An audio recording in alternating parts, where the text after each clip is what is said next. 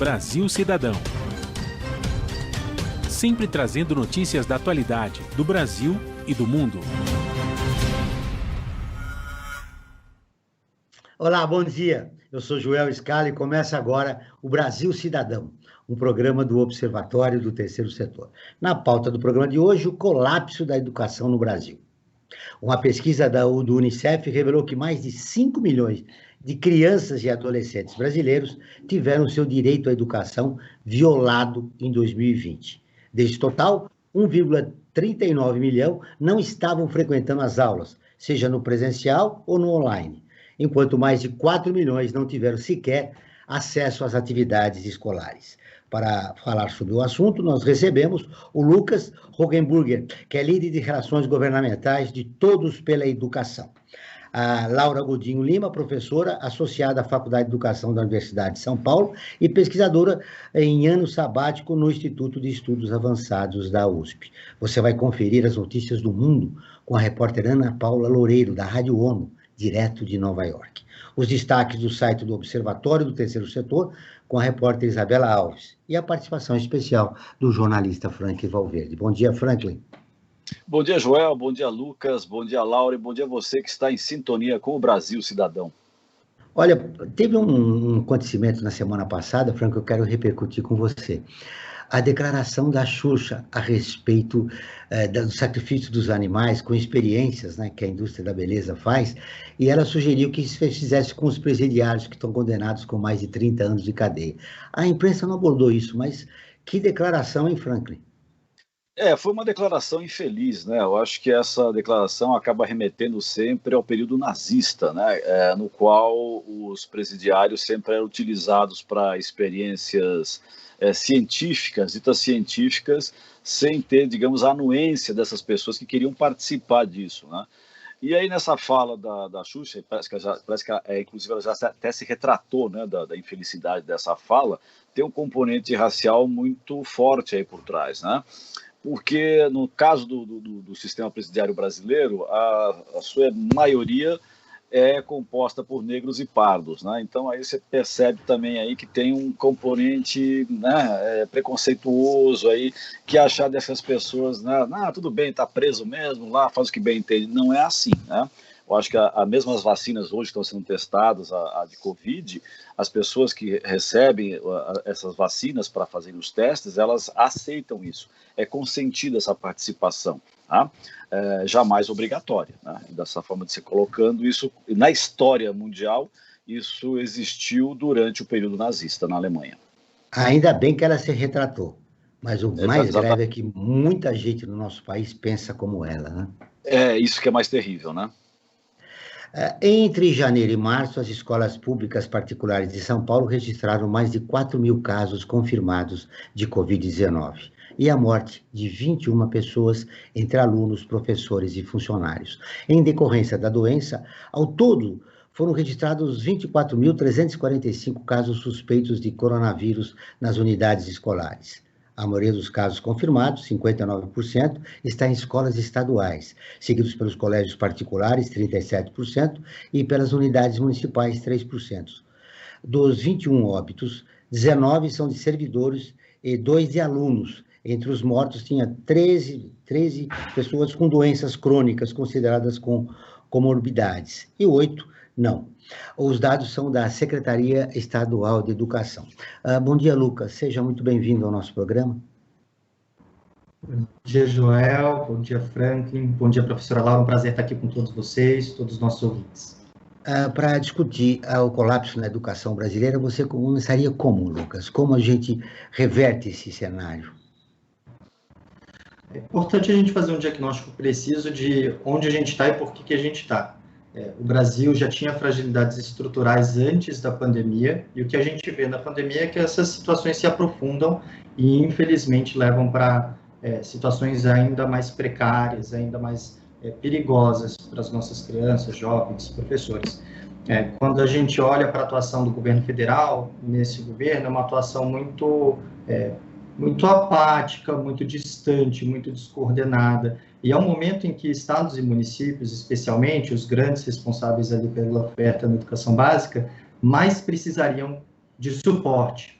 E quando a gente vai olhar, a gente tem redes educacionais que estão fazendo o pacote completo, que eu costumo dizer, estão oferecendo plano de ensino tutorado, enviando material didático, estão oferecendo pacote de dados, estão fazendo tudo que dá para fazer no ensino remoto, aula pela televisão, rádio, tudo, mas você tem aqueles que ainda nem entenderam direito o que precisa ser feito e que estão com dificuldade para se planejar e para dar uma resposta à pandemia. Isso só falando sobre ensino remoto. A gente ainda tem toda a questão de preparar as escolas e criar, implementar protocolos que sejam adequados para garantir que a retomada, no momento que a retomada tiver que acontecer, seja segura. Isso é uma missão hercúlea, extremamente difícil. Como você falou alguns dos números, a gente precisava das escolas mais preparadas. A gente não podia ter profissionais de educação com comorbidade dentro da escola, por exemplo. Então, tem uma série de outros fatores de uma operação que é muito complexa. E o que a gente tem dito muito é que a gente esperava do governo federal uma outra postura, a gente precisava de uma outra postura do governo federal, porque temos 5.570 municípios com capacidades institucionais diferentes e que precisavam desse apoio do Ministério da Educação no sentido de criar bem os protocolos, de dialogar, montar programas de apoio, repassar recursos para as escolas, criar linhas de recursos específicas para a adaptação dos espaços escolares, melhorar a ventilação. Ou seja, tem uma missão muito grande que precisa ser feita e ela não pode ser feita por cada um separado. A gente precisa de colaboração, de cooperação e de coordenação nacional. E, infelizmente, não é o que a gente tem visto até agora. Bom dia, professora Ana Laura. Seja muito bem-vinda ao Brasil Cidadão. Bom dia Franklin, Joel, Lucas, obrigada pelo convite, é uma satisfação estar aqui com vocês hoje. Professora, o Lucas está falando que era necessário um diagnóstico preciso e que já vem alguns problemas na educação brasileira, não surgiram na pandemia, né? Talvez agora eles foram ampliados. A senhora como pesquisadora, né, como produzir neste momento um diagnóstico preciso para dar uma resposta à educação brasileira no pós-pandemia? É uma pergunta importante e desafiadora. Eu acho que tem algo que eu acho importante dizer é que, embora, enfim, né, a educação brasileira, especialmente a educação pública, enfrente desafios, né, que são desafios muito grandes relacionados à complexidade mesmo do que significa um sistema público de ensino num país da dimensão do Brasil e com as desigualdades sociais que caracterizam o nosso país, né? Isso é uma coisa, né? Sem dúvida que o cenário já era desafiador antes da pandemia, mas, por outro lado, acho que é importante também registrar o quanto a pandemia se apresentou como uma espécie de acontecimento inédito, né? Algo que, de fato, vai ser marcante aí na história da educação, porque nunca houve, né, desde que se instituíram internacionalmente os sistemas públicos de ensino, já desde a partir da metade do século XIX, nunca houve uma interrupção das aulas dessa magnitude. Então, é um acontecimento muito impactante, né? Pensar a pesquisa, é claro que, enfim, nesse momento, tanto na Faculdade de Educação quanto, enfim, né, em diversas outras instituições, inclusive do terceiro setor e etc., se buscou fazer, né, um diagnóstico rápido de consulta a professores, a escolas, instituições e etc. Acho que todo mundo que atua de alguma maneira nas redes, que é professor e etc., foi convocado a responder uma série de consultas sobre como, né, estava vivendo esse período, quais eram as maiores dificuldades, etc., etc. É claro que isso vai produzindo um conjunto de dados que é importante, né, mas também, por outro lado, uma pesquisa, digamos, né, que nos permita perceber com mais clareza o sentido, enfim, e os efeitos mesmo, né, desse acontecimento que, enfim, né, atingiu como um raio, né, a educação, não só brasileira, mas mundial. Acho que isso a gente só vai conseguir ver mesmo com clareza quando tiver uma possibilidade de enxergar com uma certa perspectiva um pouco mais adiante, né, de modo que se tenha, inclusive, tempo de processar uma quantidade de informações que até, enfim, coletar esses dados por meio de formulários e etc., isso vem sendo feito, há muito disso, né? Agora, a questão é que, ao mesmo tempo em que leva tempo para processar e para ter, digamos, né, para que esse conjunto de dados produza, digamos, um quadro que seja um quadro minimamente claro, né, daquilo que está se passando, com toda a diversidade, né? A gente acha que é importante pensar na imensa diversidade e heterogeneidade das situações, dos casos, quando a gente pensa num país da dimensão do Brasil, né? Então, acho que isso, de fato, vai levar tempo, né? Acho que, de certa forma, em parte, aquilo que pode ser feito nesse momento pode ser apoiado nesses dados. Em parte, precisa ser feito antes mesmo de que a gente tenha, né, resultados sistemáticos de pesquisa, confiáveis e etc. disponíveis, né? A gente está, num certo sentido, atuando com esse senso mesmo de emergência, de ter que atuar mesmo sem ter todos os dados que a gente gostaria, enfim, disponíveis, consolidados. Falando de dados, Lucas, há especialistas que não concordam com a interrupção das aulas na escola pública, pelo papel que ela representa, principalmente para a população vulnerável, que vê na escola também uma forma de se alimentar, as crianças de se alimentarem, e porque elas não têm condições, por exemplo, de acompanhar as aulas online. Você concorda? Joel, esse é um debate que ele não pode ser feito de forma binária. Não pode porque todos que trabalham com educação sabem que as escolas são um equipamento de proteção social fundamental e importantíssimo. Eu acho que não tem nenhuma pessoa que você vai conversar no campo da educação que vai te falar diferente disso. A questão é como fazer, né? E em que momento fazer, quais as condições. Então, tem alguns mecanismos que a gente precisa ter, que a gente chama quase de mecanismos acessórios para a gente conseguir garantir essa proteção social. Então, ano passado, várias redes fizeram iniciativas importantes de distribuir merenda para a casa das famílias, das crianças que não estavam podendo ir para a escola, ou de fazer cartões magnéticos, a exemplo de como é o Bolsa Família mesmo, para essas famílias poderem comprar a merenda ali das crianças que não estão podendo ir para a escola. A escola é também um ambiente importante de segurança alimentar. Por outro lado, quanto mais tempo as escolas continuam fechadas, vai ampliando a lacuna de aprendizagem, e como a professora Laura falou, o Brasil é um país muito desigual, estruturalmente desigual, então a pandemia tem efeitos diferentes para grupos sociais, grupos raciais diferentes também. E essa é uma questão que precisa ser observada. É óbvio que, idealmente, a gente teria uma estrutura onde o ensino remoto é garantido para todo mundo o tempo todo, e é um ensino remoto efetivo, muito bem construído, e, simultaneamente, todas as escolas estariam com condições de infraestrutura e protocolos e higienização garantidas também para você ter a retomada das aulas presenciais nos momentos que a pandemia tiver uma tendência um pouco melhor, né? A grande questão é que isso é muito heterogêneo no país. Você tem algumas redes educacionais que estão fazendo aquele pacote completo que eu comentei, outras que ainda não estão preparadas. Então, não pode ser uma questão de as escolas têm que estar abertas ou as escolas têm que estar fechadas. Tem que ser uma questão de como a gente coloca a educação em primeiro lugar, como a gente prioriza a aprendizagem e o acolhimento das nossas crianças sem prejudicar o resto da população, sem prejudicar os profissionais da educação, sem aumentar o contágio. Até alguns artigos têm mostrado que vai ser um ano de abre e fecha de escolas, né? Porque você tem que ter rastreamento, tem que ter testagem, tem que garantir que no momento que uma escola, quando for reaberta, tiver um foco de incidência, tenha protocolos para fechar essa escola e controlar os casos. Então, isso vai ser uma coisa normal em 2021, ou pelo menos deveria ser, né, se bem implementado. É verdade, mas tem um dado que os médicos infectologistas revelam, que é o seguinte: a criança nunca passaria, ela é do grupo menor de risco. O problema seria a contagem com os professores e pais e funcionários das escolas, sobretudo das escolas públicas.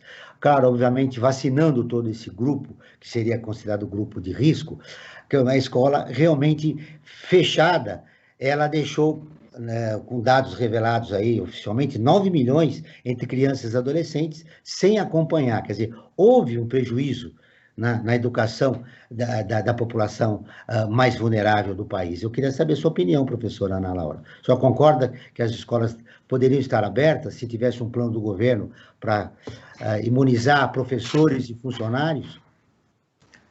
Bom, a nossa esperança, a nossa expectativa é que, uma vez imunizados, né, os professores e os funcionários, seja possível uma volta que provavelmente será ainda uma volta gradual, né? Embora seja verdade que as crianças não pertencem ao grupo de risco e, inclusive, que crianças assintomáticas, né? Enfim, as pessoas assintomáticas, de uma maneira geral, corram muito menos risco de vir a transmitir para os seus parentes, enfim, o vírus, né?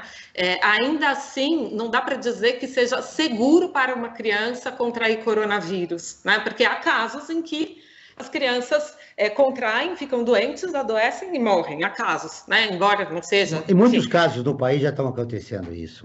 Pois é, e aí, inclusive, há uma síndrome muito grave relacionada ao sistema circulatório, que atinge principalmente crianças e que foi relacionada com o coronavírus. Há também casos de crianças com comorbidades e que, portanto, né, estão em situações de maior perigo. Então, eu concordo aí com o Lucas que é preciso pensar, né? E sem dúvida nenhuma, né, as escolas estão fazendo muita falta, né, a possibilidade, né, não só por uma questão da segurança alimentar das crianças, mas porque a escola, digamos, se constituir como um espaço protegido, seguro, né, para a permanência das crianças por uma parte do dia, ela também é importante, inclusive, como fator de equilíbrio das relações afetivas na família, né, porque as famílias, sobretudo as famílias que estão enfrentando um estresse mais agudo, em função das dificuldades econômicas e etc., acumular isso com o encargo do cuidado e da educação das crianças é alguma coisa que tem submetido, né, a sociedade, as famílias, a uma pressão muito violenta, e isso tem repercutido, inclusive, na segurança emocional e física das próprias crianças, né? Acaba sendo um fator de risco nesse momento, num momento de tanto estresse para as famílias, né? Especialmente para as mães e especialmente para aquelas que assumem o encargo, né, sozinho do cuidado dos próprios filhos e ao mesmo tempo precisam buscar garantir o sustento, a sobrevivência, etc., as crianças estarem nesse momento totalmente entregues, né, ao poder, né, à tutela exclusiva da família, é alguma coisa que intensifica, digamos assim, uma tensão e a própria insegurança das crianças, né? Então, é claro que tem aí um quadro muito complexo de ser avaliado, que é o que é mais perigoso para as crianças, né? É contrair o risco, digamos, ter o risco de contrair o coronavírus na escola, ou, em alguns casos, para algumas crianças, não ter a possibilidade de passar um período na escola, né? Enfim, atendida, digamos, por um conjunto de profissionais, num espaço preparado para isso e etc., também, né? E a gente sabe disso, né? Que uma série de crianças está em perigo por não poder estar na escola, né? Exatamente o que eu ia falar, professora. As crianças da população vulnerável, de baixa renda, não ficam na rua, né? Durante esse isolamento social. Agora ou em casa, sozinhas, tendo que cuidar de si próprias, tendo às vezes que cuidar dos irmãos menores, cozinhar, fazer coisas, inclusive, que põem em risco a sua própria também integridade. O risco ela de ficar em casa, ou na rua, ou na escola, aí teria que se pesar. Por isso que nós estamos ouvindo 2 especialistas a respeito do assunto. Pois e a situação, assim, é um conjunto, quer dizer, não dá para dar uma resposta, né, para todos os casos, porque realmente em cada situação as coisas se apresentam de uma maneira diferente, né? E aí a dificuldade do momento... São as escolas públicas, né?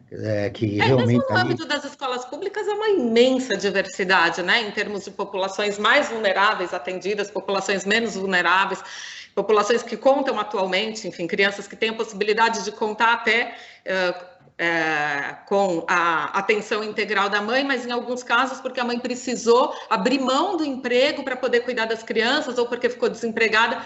Quer dizer, essa mãe, por mais que ela esteja disponível integralmente para cuidar da criança, ela não está, digamos, do ponto de vista emocional, do ponto de vista mental, inclusive nas melhores condições para se encarregar do cuidado e da educação dessas crianças. Né? Então, acho que tem um conjunto muito grande de dificuldades. Agora nós vamos interromper nossa entrevista para ouvir a Rádio ONU, parceira de conteúdo do Observatório do Terceiro Setor, com a matéria. OMS alerta para o crescimento perigoso da Covid no Brasil e pede a todos medidas de prevenção.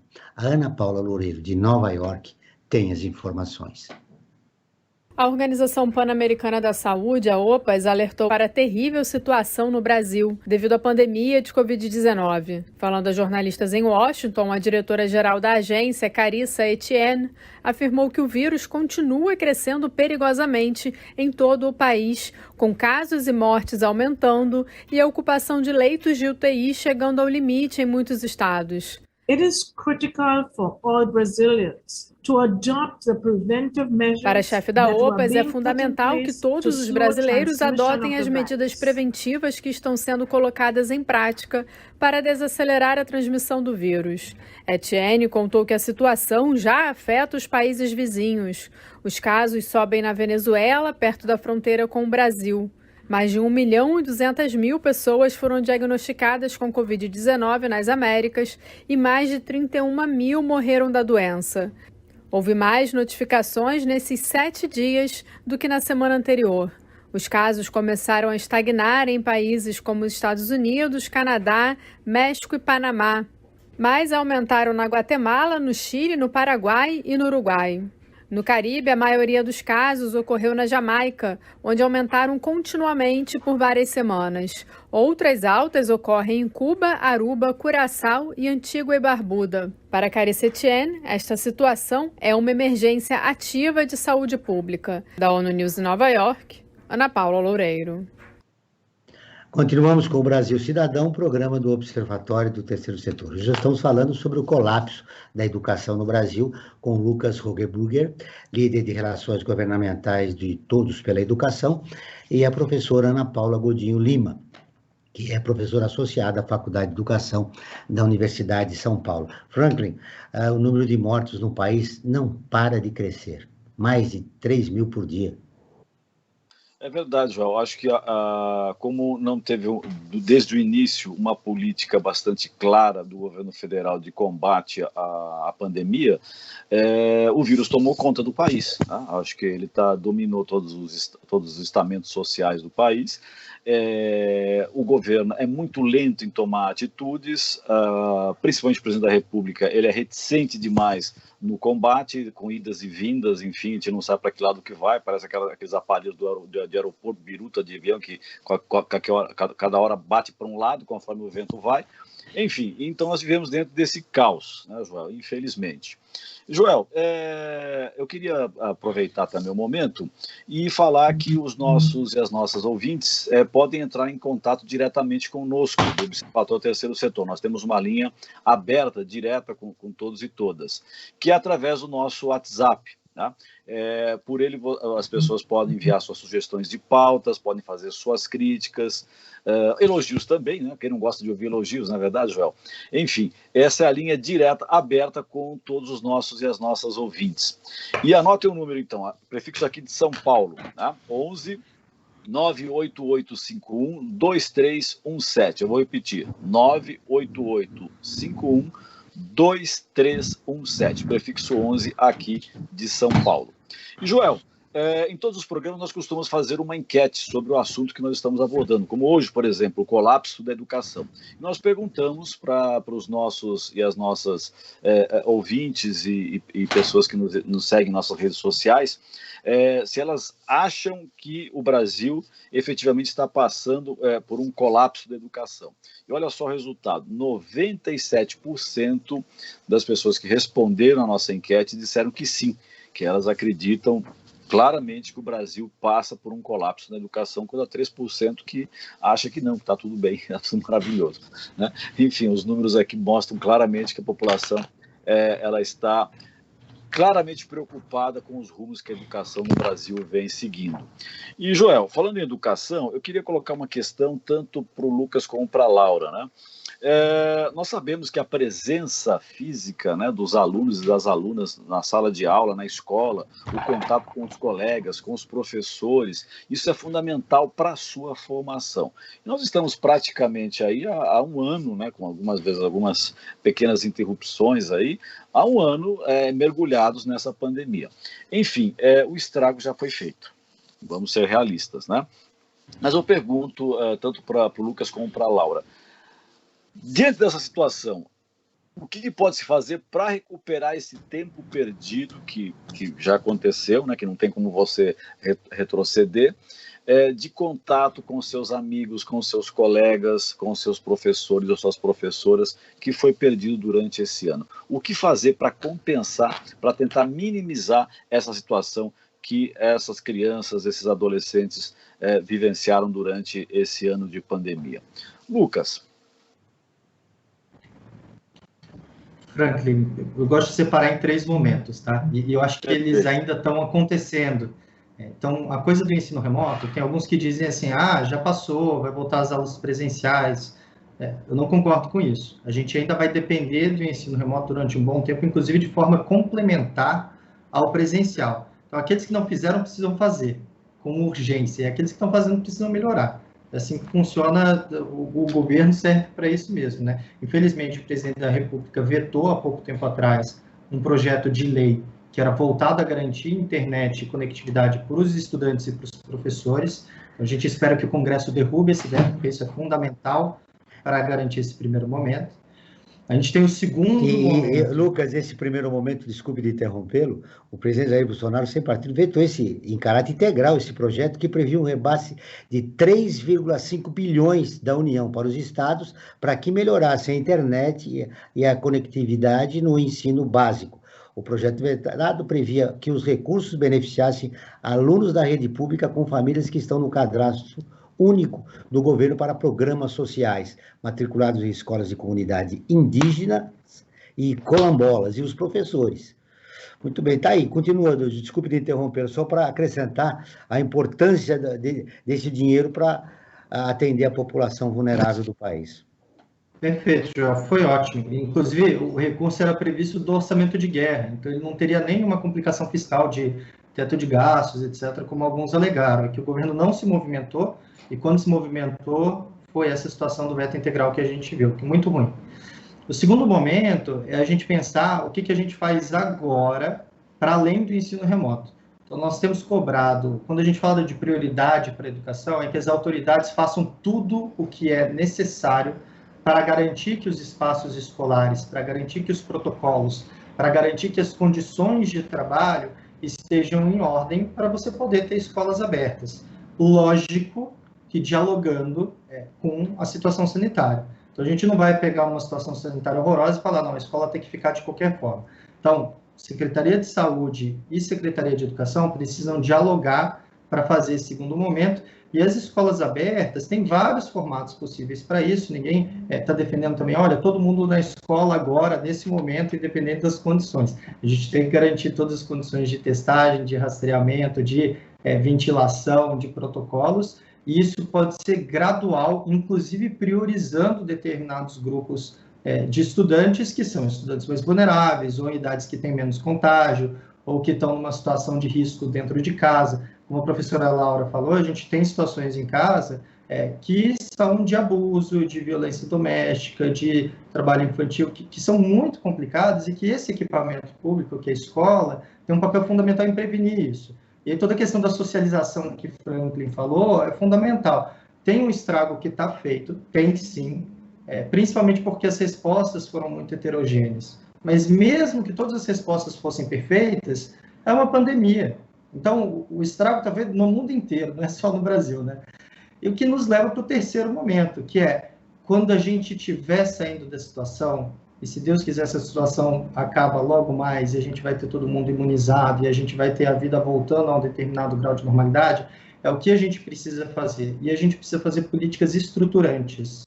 A gente precisa melhorar a formação de professores, a gente precisa melhorar a seleção e formação de gestores escolares, precisa ter modelos de alfabetização bem construídos, ampliação do acesso à creche. Então, tem uma série de coisas que vão precisar ser feitas logo mais.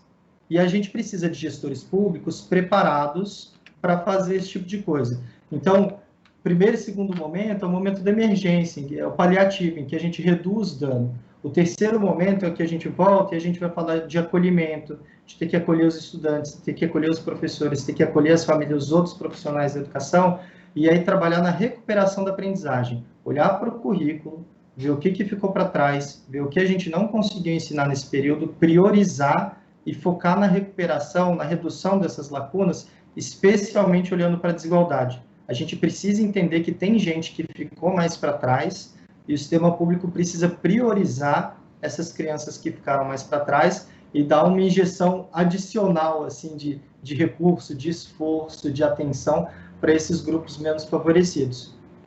Antes que a professora Ana Laura responda, eu vou dar mais um dado. Uma pesquisa realizada pelo Data Favela revelou que 55% dos estudantes de favelas do Brasil ficaram sem estudar durante a pandemia, por motivos que incluem a falta de local adequado de estudo, má conexão com a internet, a ausência de dispositivos adequados e a distância dos professores. Professora Ana Laura, mais um dado para a sua resposta à pergunta do Franklin.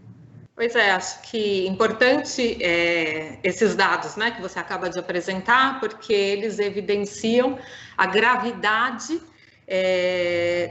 do veto ao projeto que justamente tinha em vista, né, minimizar essa discrepância, digamos assim, né, essa desigualdade no que diz respeito às condições de acesso à escola, né, a escola na medida em como a escola tem podido trabalhar atualmente, que é a distância, né? Então, acho que isso só evidencia que, de fato, a educação não é, de maneira nenhuma, uma prioridade, né, do governo federal atualmente, né? Porque, quer dizer, quando aquilo que é possível fazer, né, que a gente já entende que é insuficiente, né, porque o ensino remoto, ele não, ele não supre, né, todas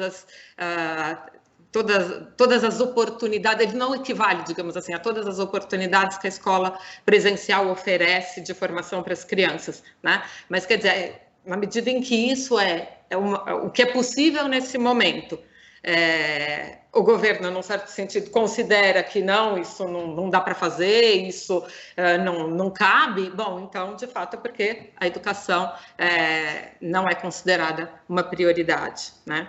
Agora, no que diz respeito, né, eu concordo, enfim, com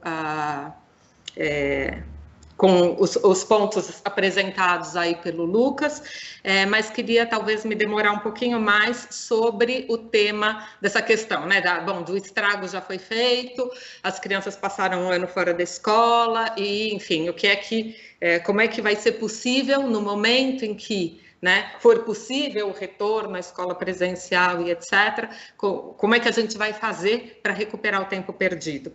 Não sei se dá para falar em termos de recuperar o tempo perdido, mas, por outro lado, às vezes tenho ouvido falar também de uma geração perdida, e aí eu acho isso muito perigoso, né, a gente pensar em termos de, enfim, de abrir mão de uma geração, porque essa geração foi atingida, né, por um acontecimento imprevisto e de repercussão, de efeitos, sem dúvida, impactantes na sua formação. Mas, no caso desse termo geração perdida, é a exclusão social que já vem há algum tempo, pela desigualdade do país, né? Sim, pois é, mas a gente não pode desistir dessa geração, na medida em que eles estão vivos e que eles têm a possibilidade de aprender, né? Como professora, como educadora, a gente não pode considerar, bom, talvez, né, do ponto de vista de um discurso econômico, de um discurso político, isso faça algum sentido falar nesses termos, mas como educadora, acho que isso simplesmente não dá para pensar, né, em renunciar a uma geração que está aí, está viva, tem condição de aprender, né? E o que a gente precisa fazer? O que é o sensato fazer, né? E buscar as crianças onde elas se encontram, no que diz respeito ao seu processo de aprendizado, né? E não do ponto onde a gente parou, porque há casos em que as crianças foram avançando e há casos em que as crianças talvez tenham regredido em relação ao ponto em que estavam quando iniciou a pandemia e as escolas foram fechadas, né? Acho que, sobretudo, o Lucas falou sobre a alfabetização, né? As crianças que estavam em processo inicial de alfabetização e etc., e de repente perderam totalmente contato com a escola, talvez seja preciso, num certo sentido, ir buscá-las onde elas estão nesse momento, né? E aí não adianta também imaginar que a gente vai conseguir, digamos, condensar o currículo e fazer com que as crianças aprendam em 3 meses aquilo que não aprenderam em 1 ano e 3 meses, né? É mais ou menos como querer fazer alguém que passou fome por 1 ano comer tudo que deveria ter comido agora para compensar. Isso simplesmente, ou dormir tudo que a pessoa que tem, né, uma privação de sono muito grave, de repente agora você vai dormir todas as horas que você não dormiu. Isso simplesmente do ponto de vista, né, do funcionamento do ser humano, isso E não teria que levar em consideração também, professor, a qualidade do ensino à distância que essas crianças estão recebendo, as que podem? Que é também absolutamente heterogênea, né? Agora, tem um outro aspecto, talvez, que a gente precisaria pensar, é que, embora eu seja absolutamente, entenda, né, que o ensino presencial é insubstituível, né, no sentido de tudo aquilo que ele proporciona em termos de, digamos, do encontro contínuo ao longo do ano inteiro, no qual um grupo de adultos preparados, né, de educadores, que são profissionais preparados para isso, se encarregam ao longo de um ano inteiro daquele mesmo grupo de crianças que se encontram em horários regulares, no mesmo espaço ao longo do ano inteiro. Isso é, digamos, uma característica do funcionamento da escola, que é alguma das coisas que faz da escola uma instituição muito potente, né, para a formação dos alunos. Essa possibilidade dessa continuidade no tempo e no espaço, num espaço que tem, digamos, como prioridade promover a formação das crianças. Não tem nenhuma instituição, né, que substitua isso, que proporcione isso. A educação, os recursos tecnológicos, a internet, a possibilidade de acessar conteúdo pela internet, etc., não substitui essa característica fundamental da escola, que é garantir um tempo e um espaço prolongados, contínuos, ao longo do ano inteiro, no qual o professor acompanha aquela turma, que se relaciona entre si, naquele momento, naquele espaço. Isso tudo é absolutamente insubstituível. Por outro lado, seria preciso pensar também que o modo como a escola funciona atualmente, as turmas de 30 alunos, né, que frequentam a escola de segunda a sexta-feira por 5 horas aproximadamente, isso tem uma certa variação todos os dias, talvez em parte isso possa ser revisto, né? Isso também, de certa forma, a escola funciona assim um pouco por um efeito de inércia, que foi o modo como se estabeleceu e foi se instituindo, né, a educação básica, né? E talvez, então, nesse momento, não seja possível que todos os 30, né, ou aproximadamente 30 retornem juntos para a sala de aula, mas uma frequência que seja uma frequência talvez mais espaçada num primeiro momento e etc., já vai fazer uma imensa diferença, né? No sentido das crianças terem um contato regular com os professores, com os colegas, naquele espaço, naquele ambiente preparado para isso. Então, acho que, enfim, é possível pensar, inclusive, em função, né, do conhecimento que foi adquirido pelos professores de uma maneira assim, sob muita pressão, muita angústia, muita incerteza, né? Mas a verdade é que os professores, ao longo desse tempo, eles não ficaram congelados também, petrificados, né? Eles fizeram e têm feito um imenso esforço de, enfim, né, se apropriar dos recursos da tecnologia, etc., para, de alguma maneira, poder acessar, enfim, né, entrar em contato com seus alunos. E esse conhecimento é um conhecimento que não vai se perder, pelo contrário, né, e que poderá ser aproveitado para se pensar em outras maneiras de estruturação da rotina escolar, dos horários, né, e dos, mesmo eventualmente da reestruturação dos grupos de alunos, de modo a tornar possível e até talvez melhor a experiência escolar de todos, né? Muito bem, agora nós vamos chamar a repórter Isabela Alves com as principais notícias do portal do Observatório do Terceiro Setor. Olá, Isa, bom dia. Bom dia, Joel, bom dia, Franklin, bom dia aos convidados e ouvintes. Hoje eu trago as notícias mais acessadas do nosso portal. A primeira delas fala sobre pobreza menstrual, pois 1 em cada 4 jovens brasileiras não tem acesso a absorventes. A ONU também estima que 1 em cada 10 meninas no mundo se ausenta da escola durante a menstruação. Outra notícia é sobre Portugal, que criou um delivery de livros gratuito na pandemia. Os cidadãos podem pegar emprestadas até 5 obras das bibliotecas municipais, entre romances, livros didáticos, CDs e DVDs. E para encerrar, nós temos a notícia de que a mulher mais velha do mundo irá carregar a tocha nas Olimpíadas de 2021. Aos 118 anos, Kimi Tanaka irá participar do início do revezamento da tocha olímpica, que ocorrerá a partir do dia 25 de março, e ela irá transportar o objeto por 100 metros com auxílio de uma cadeira de rodas. Essas são as notícias da semana, mas para ficar por dentro de outras novidades do Brasil e do mundo, basta acessar o nosso portal, observatório3setor.org.br. Obrigado, Isabela. Você volta na próxima semana. Até lá. Obrigada. Siga o Observatório Terceiro Setor nas redes sociais e acompanhe informações do Brasil e do mundo sobre direitos humanos e causas e projetos sociais. No Instagram, @Observatório 3 Setor, no Facebook, facebook.com/Observatório 3 Setor. Nossos programas de rádio também estão disponíveis no canal do YouTube do Observatório. Lá você também encontra lives, entrevistas e quadros de Como Você Sabia e Você Conhece, que mostram aspectos ignorados da história e refletem sobre a sociedade. Basta buscar Observatório 3, numeral, Setor. Repetindo, Observatório 3, numeral, Setor. Muito bem. A pandemia tirou ao menos 60 mil pessoas do EJA, Educação de Jovens e Adultos. Somente no estado de São Paulo, historicamente marginalizadas pelas políticas educacionais, essa modalidade de ensino ficou ainda mais fragilizada com a suspensão das aulas presenciais e os efeitos econômicos e sociais da pandemia nos alunos. Só nas escolas estaduais, o número de matrícula desta etapa caiu 31% de janeiro do ano passado para o mesmo mês de 2021, com a saída de 56.700 alunos.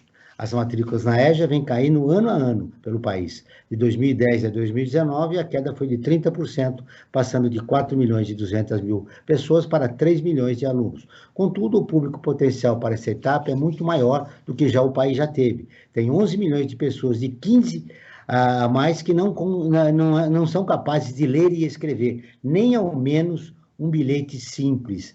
Olha, mais notícia ruim com essa realidade, Lucas.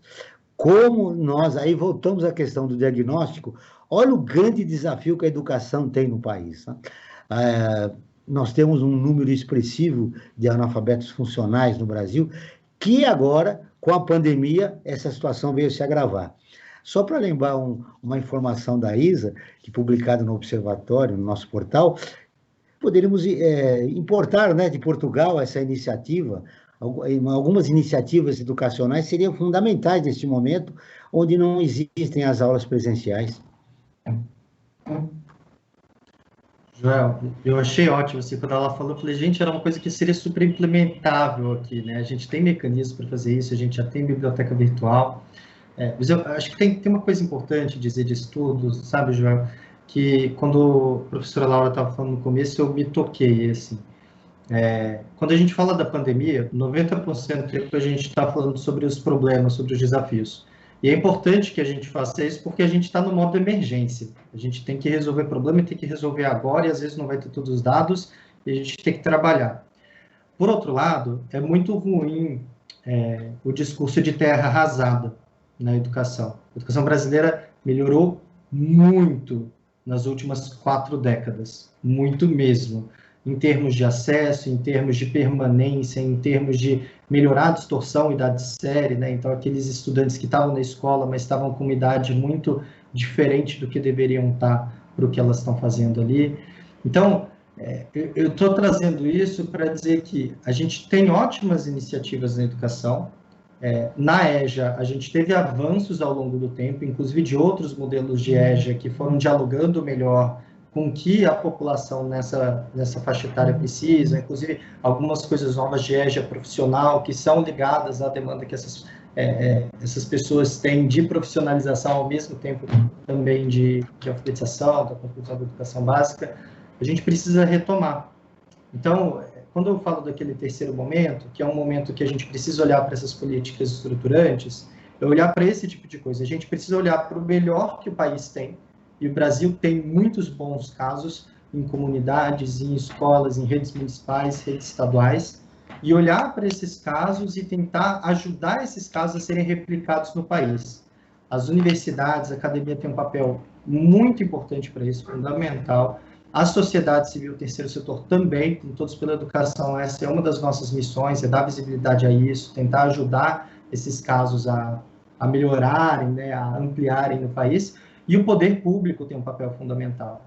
Então, quando a gente começa essa nossa conversa aqui falando sobre o governo federal, falta de coordenação, veto ao PL de conectividade para famílias, quando a gente fala que a situação é heterogênea, a gente precisa endereçar isso de uma forma estrutural. Então, hoje a gente tem projetos como o Sistema Nacional de Educação, que não é exatamente um SUS da educação, mas é a analogia mais usada para ajudar a entender, né, que ele precisa ser estabelecido para ajudar a dar um corpo e uma conversa para a educação que seja mais coordenada entre municípios, estados e governo federal. Então, esse tipo de política que eu falo que é estruturante, que a gente precisa retomar quando a situação melhorar um pouco. Por enquanto, não. Por enquanto, a gente está no momento de emergência, a gente tem que trabalhar nesse modo e tentar resolver todos os problemas que a gente está enfrentando, porque cada problema que a gente deixa de resolver é uma criança, é um jovem que está ficando para trás. Então, a gente tem que cuidar disso. Mas, para frente, a gente precisa voltar a olhar para o que dá resultado no longo prazo, precisa voltar a olhar para o que organiza a educação, de forma a garantir que o principal, pedagógico, a aula, a socialização, os processos de construção social ali dentro da escola voltem a acontecer da forma que deveriam acontecer, ou como a própria professora Laura falou, melhor ainda, né? Isso é o que a gente... É verdade. Antes de ouvir a professora Laura, eu quero ouvir o Frank Valverde, porque o observatório, aliás, a pandemia exigiu que a gente se reinvente, não só como pessoa, mas como sociedade. O observatório tem aí o Observatório em Movimento, mas essa é uma informação que o Frank vai trazer agora. Verdade, Joel. Nós estamos com essa campanha do Observatório em Movimento. Qual o objetivo dessa campanha que nós estamos fazendo? É fazer com que nós ouçamos especialistas das mais variadas áreas do conhecimento e que eles apontem dicas, que eles apontem caminhos de como nós vamos melhor viver esta época de pandemia e também da pós-pandemia, porque o mundo será diferente depois que essa pandemia passar. Disso tenhamos total certeza, o mundo não será o mesmo depois dessa tragédia mundial que nós estamos vivendo. E eu convido a todos e a todas para que acompanhem esse conteúdo da campanha do Observatório em Movimento no nosso portal, né, www.observatório3setor.org.br, 3 em numeral, e também nas redes sociais, no facebook.com/Observatório 3 Setor, no Instagram, @Observatório 3 Setor e no youtube.com/Observatório 3 Setor. E, Joel, eu queria colocar também uma questão que eu acho importante para ser debatida, né, também juntamente com as outras que estão sendo colocadas tão bem por você, com o Lucas e com a Ana Laura, que é o seguinte, o IAD, né, o ensino à distância, né, em tese, ele é bastante positivo. Tá? Antes da pandemia, nós vimos que nem tudo eram flores, né? Podemos dizer assim. Muitas instituições do ensino privado, não todas, mas muitas delas, utilizavam o ensino à distância como uma forma de oferir lucros maiores. Né? Redução do quadro de professores, reduzir a sua estrutura, que não recebendo os alunos, né, que eles ficavam em casa, a estrutura tecnológica também, porque ele ia usar os aparelhos deles também, né? Enfim, veio a pandemia. Com isso, o ensino à distância passou a ser uma solução ou um caminho viável e possível para que se continuasse o ensino de todos e todas. Eu pergunto, pelo menos nessa tragédia toda que a gente está vivendo, nessa área do ensino à distância, nós tivemos avanços ou, infelizmente, ainda estamos engatinhando como antes da pandemia? Professora Ana Laura. Antes da professora responder, eu queria informar vocês que nós temos mais 10 minutos de programa. Realmente o tempo passou muito rápido, a gente tem uma conversa muito boa. As notícias não são boas, mas eu acho que os nossos dois convidados conseguiram clarear para os ouvintes a respeito da educação, do colapso da educação no Brasil. Então eu pediria que vocês fossem sintéticos, porque eu tenho mais uma pergunta para a gente fechar o programa. Professora Ana Laura. Vou tentar ser rápida. Bom, queria dar, assim, né, no que diz respeito, avançamos em relação à educação à distância.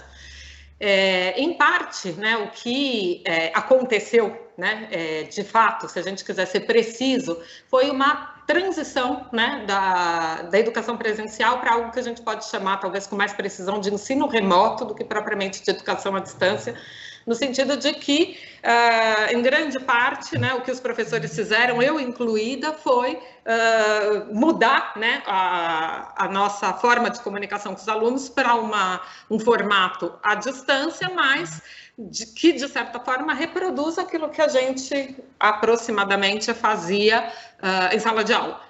E isso muito em razão do senso de urgência, né? A gente não teve, de fato, formação e nem tempo, né, para produzir uma versão EAD do curso em que a gente ministrava antes, né? Isso acabou se revelando, enfim, a gente acabou conseguindo algumas coisas interessantes. Por exemplo, o grupo de estudos que eu coordeno na Faculdade de Educação com alunos desde a iniciação científica até o pós-doutorado, foi possível, né, ter a participação regular no meu grupo de estudos de uma professora que é da Universidade Federal do Rio Grande do Sul, né? Então, isso é alguma coisa muito interessante que anteriormente a gente não tinha, né? E que, né, eu gostaria que fosse de alguma maneira preservada, conservada. O curso que eu dei na pós-graduação na Faculdade de Educação, eu contei com uma aluna que fazia mestrado na Argentina, uma outra da Unicamp, enfim, né, situações que seriam provavelmente difíceis de acontecer em outras circunstâncias. Agora, para dar um exemplo também do que significa chamar de aula a educação à distância, né, pelo menos os nossos encontros síncronos, há relatos e não são poucos, né, quer dizer, uma prática que se instituiu entre os estudantes foi de, quando os professores gravam a aula, ouvir a aula em fast forward, ouvir, acelerar, digamos assim, o tempo da gravação para passar mais rápido. Quer dizer, isso, do meu ponto de vista, produz, digamos, uma distorção da experiência sobre a qual convém pensar, né? Ao mesmo tempo, quem estava dando aula assim remotamente via os alunos precisando se dividir entre prestar atenção na aula e os afazeres domésticos, o cuidado de crianças, ter que atender a campainha que tocava no meio da aula. Então, assim, né, acho que isso também, num certo sentido, esse período nos revelou tanto as possibilidades, né, do ensino à distância, quanto também as suas limitações, né, de modo... Deixa-me ouvir o Lucas também. Por favor, Lucas, rápido, para a gente fechar o programa, que eu tenho mais umas perguntas para vocês dois, para a gente fechar esse programa, o Brasil Cidadão de hoje. Joel, eu acho difícil a gente afirmar que necessariamente melhorou ou piorou. Aí, nessa, eu acho que a gente ainda vai ter que coletar os dados e ver o que aparece para ter certeza. Assim. O que a gente tem ao longo do tempo é que, em alguns momentos, como o Frank falou, os cursos de pedagogia à distância, por exemplo, aumentaram de forma vertiginosa, perdendo qualidade. A gente tem um estudo sobre isso, mostrou que esse aumento muito rápido fez com que a qualidade caísse. Eu espero que não seja o mesmo efeito que esteja acontecendo agora durante a pandemia, porque a verdade é que quem estruturou esse ensino remoto, como a professora Laura bem falou, estruturou muito rápido, em 1, 2 meses, 3 meses. No ensino superior foi de uma forma, na educação básica foi em outra. A gente tem redes que estruturaram, redes que não estruturaram, e a gente vai ter que ver para frente. É difícil dizer isso, mas por enquanto a gente ainda não tem uma boa resposta. O que a gente tem de literatura internacional é que o ensino remoto não está dando conta. Na Bélgica, na Holanda, tem alguns estudos já que já trazem dados sobre essa situação. Mas era esperado que não desse conta, porque a gente sabe que não é um substituto do que acontece na aula presencial, principalmente em questão de formação, etc. Então, tem todo um processo. Aqui a gente ainda não tem esses dados. A gente vai ter que aguardar mais um pouquinho para dizer se deu certo, se não deu certo, quanto deu certo e onde deu certo. Porque justamente 5.570 municípios, 26 estados, mais DF, tem a beleza que vai surgir inovação. E os contrastes que existem nesse país, né? E os contrastes que existem no país, né? Mas tem que ser contemplados nessas aulas. E que às vezes nos surpreendem. porque a gente tem lugares em que socioeconomicamente são muito prejudicados que estão fazendo ótimas coisas, e lugares que têm mais recursos que estão deixando de fazer. Óbvio que eu não estou defendendo nenhuma narrativa do herói aqui, que é só tentar que se consegue, dar o menino subir no pé de goiabeira para estudar. Não é isso. Mas é que a gente vai ter coisa boa surgindo. E a gente precisa olhar para essa coisa boa para reproduzir isso para o futuro. Né? De qualquer forma, você está sendo cuidadoso. Você quer indicadores para dar uma resposta mais positiva a respeito da qualidade do ensino à distância. Frank, fechamos mais um programa. Verdade, Joel. Fechamos mais um programa, e um programa de qualidade. Muito bem. Para encerrar, 2020 foi o ano do medo. Medo da contaminação, medo do coronavírus. 2021, nós já estamos em março. Será o ano de quê, professora? Eu gostaria de acreditar que da esperança. Da esperança, porque agora a gente tem vacina, porque agora a gente tem conhecimento acumulado, né? Tanto sobre a pandemia, quanto sobre a educação à distância. Então, Lucas, você prefere, professora? Prefiro dizer que será o ano da esperança. Terminamos, então, um programa com a professora manifestando a sua esperança de mudanças que são fundamentais para nós resolvermos essas questões do país, tá? Essa profunda desigualdade que aqui existe. Lucas, será da esperança, do sonho, ou ainda permanece o medo? Acho que tem que ser da esperança e do sonho, tem que ser, não é nem que, assim, a gente não tem opção, se não for a gente vai definhar, mas tem que ser do sonho e do trabalho e da serenidade, assim, a gente precisa ficar calmo, entender que ainda é um período que a gente vai ter muitas restrições, muitas limitações e muitos desafios, enfrentar os desafios, aguardar, daqui a pouco a situação vai melhorar, e tem que fazer nossa parte para melhorar. O Brasil Cidadão está terminando. Eu agradeço a presença de Lucas Rogeburger, líder de Relações Governamentais do Todos pela Educação, a Ana Laura Godinho Lima, professora associada na Faculdade de Educação da Universidade de São Paulo. Esse programa foi produzido pela equipe do Observatório do Terceiro Setor. Na próxima quinta-feira, às 9 horas, acompanhe o nosso programa Observatório na Brasil Atual. Na pauta do programa, a Síndrome da Normalidade. Não perca.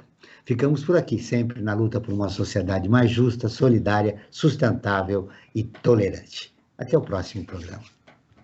Até logo, obrigada. Ficamos por aqui com Brasil Cidadão, um programa do Observatório do Terceiro Setor, sempre trazendo notícias da atualidade, do Brasil e do mundo.